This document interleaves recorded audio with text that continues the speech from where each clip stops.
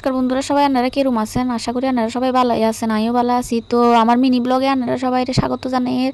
তো ব্লগ দিয়া কিন্তু পুরাটা দেখবেন, অর্ধেক দেখি কিন্তু বন্ধ করিয়া লাইন না মোবাইল, পুরা দেখিয়ে লাইক কমেন্ট শেয়ার করবেন, ঠিক আছে? আর ইয়ে হয়েছে আমরা বাড়ির পাশে দুর্গা পূজা হচ্ছে, গ্রামের পূজা। তো গ্রামের পূজা মানে কি? গ্রামের পূজা মানেই তো হই উল্লাস আনন্দ আর নাচা গানার শেষ নাই, মানে নাচতে নাচতে নাচতে নাচতে কোমর পেয়ে হয়ে যায়, এরপরও নাচা বন্ধ হয় না। তো এই দুর্গা পূজার 5 দিন কেন কেন চলে যায় আমরা একটু বুঝতে পারি না। মনে হয় যে আরও 5-6 দিন থাকলে ভালো হইতো।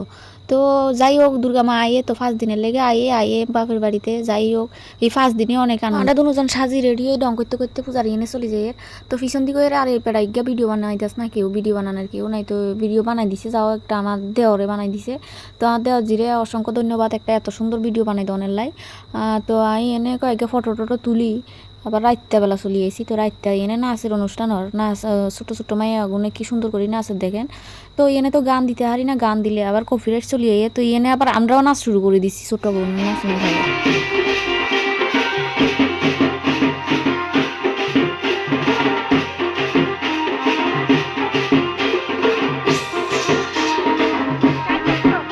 ভিডিও তো আর 5 দিনেরটা করতে হারি না, অল্প অল্প ক্লিপ লইছি। 5 দিন করলে তো আপনারা দেখতেন না, করবো কত বড় ডাইকা ভিডিও দিয়ে রাখছে। তো ভিডিও হইলো লাস্টের দিন, দশমী দিন। তো আমরা অনেক আনন্দ করছি, আনন্দ করি ঠিক আছে, মনে মনে অনেক কষ্টও লাগে।